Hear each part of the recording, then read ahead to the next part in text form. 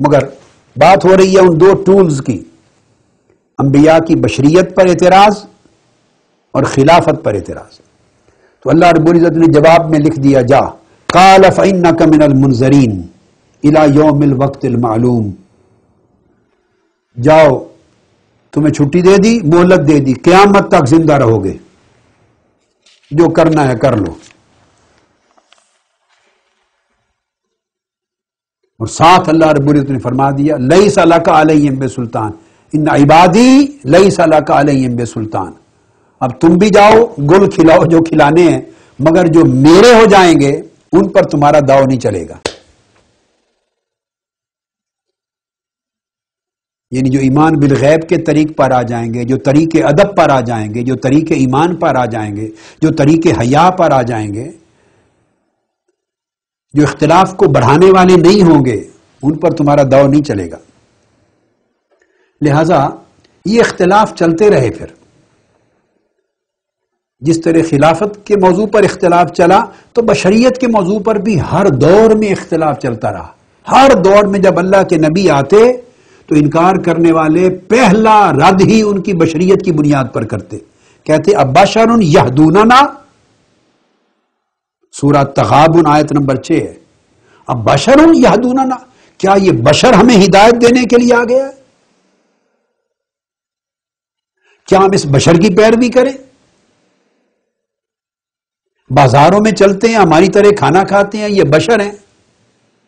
بشر مثلنا، ہماری مثل بشر ہے. یہ قرآن مجید نے درجن سے زائد مقامات پر جا بجا تذکرہ کیا ہے ان کفار اور منکرین انبیاء کے کلمات کا.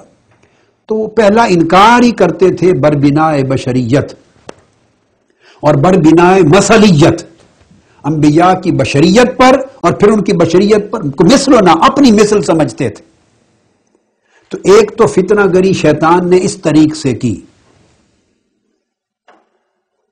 اور دوسری فتنہ گری جو ہے وہ ان کے نائبین اور خلافت کے بارے میں لوگوں کے ذہنوں میں انتشار پیدا کیے ہر موقع پر، تاکہ تنازع بڑھے، اختلاف بڑھے، اور اس طریق سے وہ ہمیشہ امت میں اور طبقات میں افتراق پیدا کرتا رہے.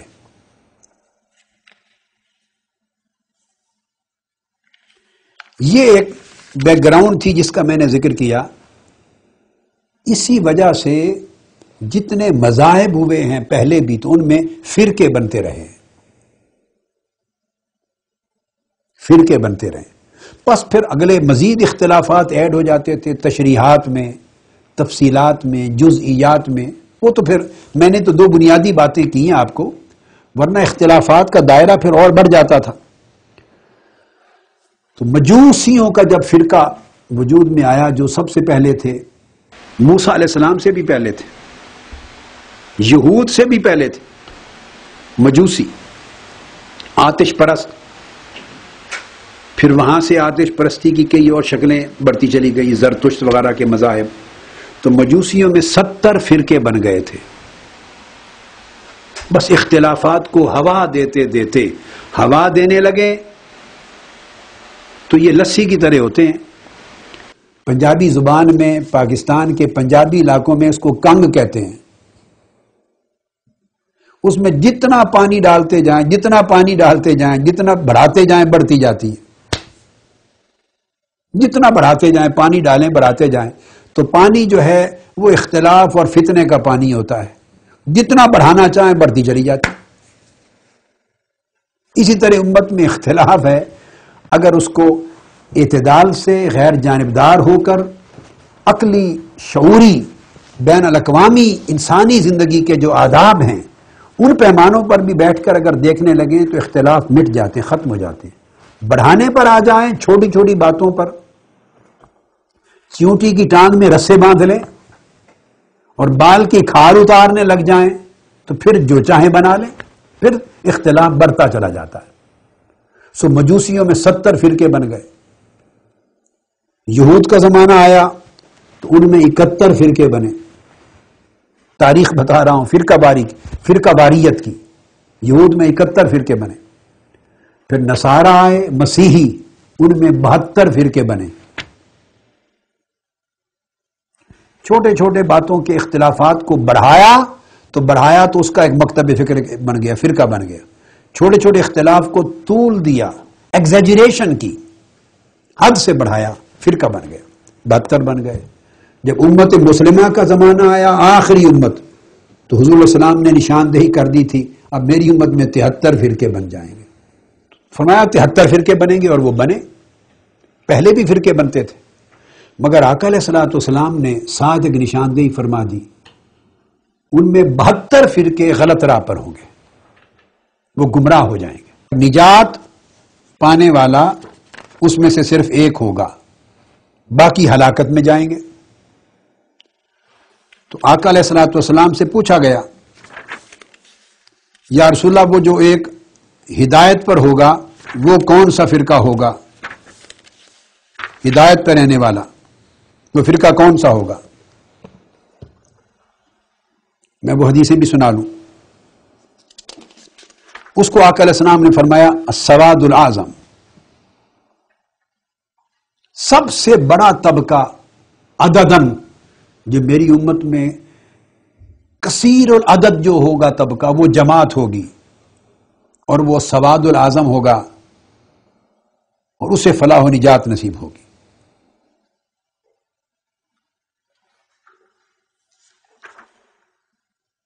عبداللہ ابن عمر رضی اللہ تعالیٰ عنہ فرماتے ہیں، اس لیے کہ وہ جو اکثریت ہوگا، اکثریت میری امت کی سواد اعظم، اس کو اللہ تعالی گمراہی پر جمع نہیں ہونے دے گا.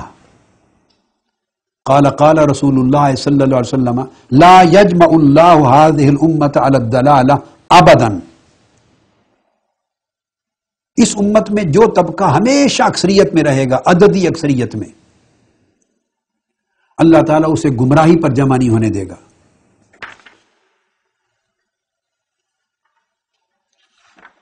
پوچھا گیا یا رسول اللہ، آپ نے فرمایا وقال ید اللہ علی الجماعہ، کیونکہ اللہ کا ہاتھ حفاظت کا اس جماعت پر ہوگا.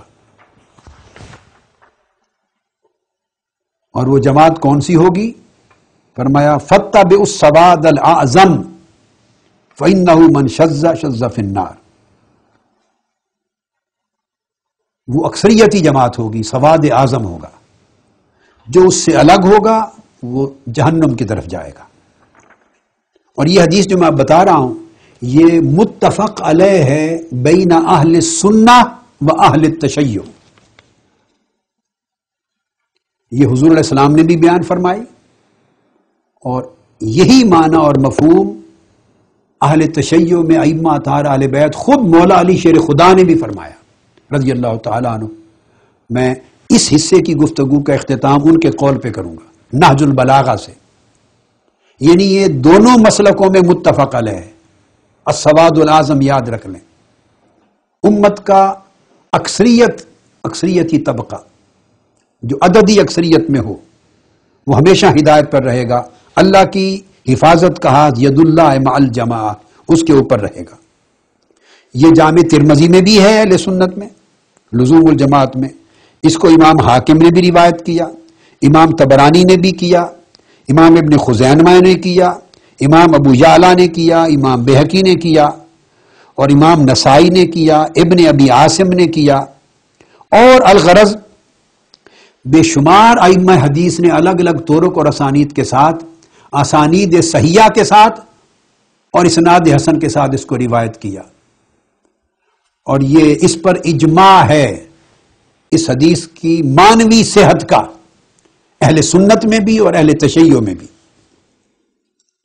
پھر حضرت انس بن مالک رضی اللہ تعالیٰ عنہ روایت کرتے ہیں، اور یہ حدیث حسن اور صحیح ہے، بلند پایا حدیث.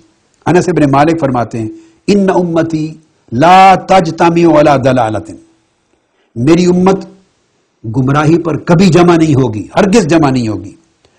فاذا رأیتم اختلافا، اگر تم اختلاف پاؤ، دیکھو اختلاف ہو رہا ہے امت میں کسی مسئلے پر، فعلیکم بالسواد الاعظم، تو پھر اکثریتی طبقے کے ساتھ ہو جاؤ. جدھر میری امت کی عددی اکثریت ہے وہ حق پر ہوں گے. کیوں کہ عددی اکثریت پر اللہ اپنی حفاظت کا، ہدایت کا ہاتھ رکھتا ہے، اسے گمراہ ہونے سے بچا لیتا ہے. چونکہ وہ مین سٹریم ہوتی ہے نا، امت محمدی کی مین سٹریم ہوتی ہے، اور امت محمدی کی مین سٹریم کو، عددی اکثریت کو، جو اصل جسد ہے بڑا اکثریتی جسد، اس کو ہدایت پر رکھنا، گمراہی سے بچائے رکھنا، یہ حضور علیہ السلام کی نبوت کے کمالات میں سے ہے، آپ کی رسالت کے معجزات میں سے ہے، آپ کے دین کی بقا کے لیے ہے۔ انا نحن نزلنا الذکر وانا لہ لحافظون، جس طرح قرآن کی حفاظت کی ہے، سنت نبوی کی حفاظت کی ہے، دین اسلام کی حفاظت کی ہے، یہ حفاظت نہیں ہو سکتی نہ قرآن کی، نہ سنت کی، نہ دین اسلام کی، اگر ایک مین سٹریم چینل امت محمدی کا ہمیشہ دین پر، ہدایت پر اور راہ راست پر نہ رہے۔ یہ بات بڑی امپورٹنٹ ہے۔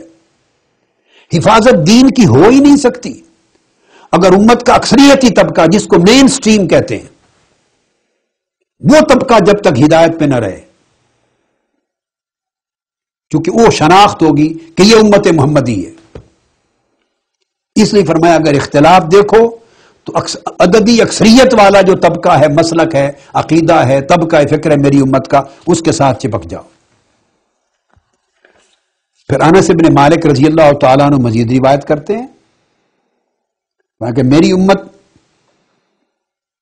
72 میں اور ایک روایت میں 73 فرقوں میں تقسیم ہو جائے گی۔ بنی اسرائیل 71 فرقوں میں تقسیم ہو گئی تھی۔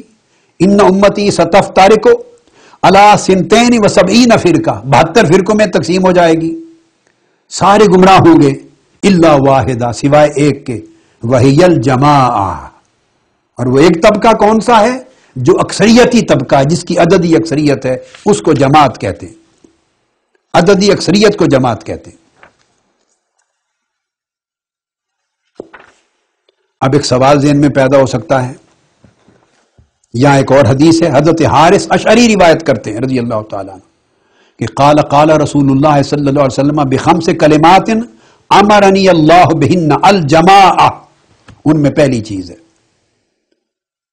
فرمایا کہ 5 کلمات کی آقا علیہ الصلوۃ والسلام نے فرمایا مجھے حکم دیا گیا ہے اللہ کی طرف سے، اور انہوں نے سب سے پہلی بات جو امت کو تلقین کرنے کی ہے وہ یہ کہ جماعت کے ساتھ رہنا۔ جماعت سے مراد عددی اکثریت کا طبقہ امت محمدی کا، اس کے ساتھ رہنا۔ اب ایک سوال پیدا ہو سکتا ہے کہ یہ معنی کس طرح لے لیا جائے کہ جماعت عددی اکثریت کو کہتے ہیں، تو اس کے سوا اور کوئی معنی ہو ہی نہیں سکتا۔ 2 امکان ہوتے ہیں، یہ ساری امت 100% ایک ہی راستے پر رہے اور اس میں کوئی اختلاف نہ ہو، یا یہ ہوتی ہے صورت، اور یہ کبھی پاسبل نہ ہوئی، نہ ہوتی ہے، نہ ہو سکتی کہ ساری امت 100% امت کا ہر فرد ایک ہی نقطہ نظر پہ رہے، ایسا تو پاسبل نہیں، کبھی بھی نہیں ہوا۔ جب یہ پاسبل نہیں تو دوسرا امکان ہے اختلاف ہو، امت میں اختلاف ہو، اختلاف ہر امت میں ہوئے، امت محمدی میں بھی ہوئے۔ جب اختلافات ہوں اور مختلف مکاتب فکر وجود میں آ جائیں تو اس سچویشن میں جب ایگزسٹ کریں تفرقے اور مسالک اور مکاتب فکر، اس سچویشن میں پھر جماعت کس کو کہا جائے؟ لا محالہ وہ کچھ ایسے طبقے ہوں گے جن کی عددی تعداد عدداً تھوڑی ہوگی، تو ان کو جماعت نہیں کہہ سکتے، تو جماعت اسی کو ہی کہا جائے گا جو مین سٹریم ہوگی، جو عددی اکثریت کا طبقہ ہے پوری تاریخ میں، وہ اہل سنت والجماعت، اسی کو ہی جماعت کہیں گے۔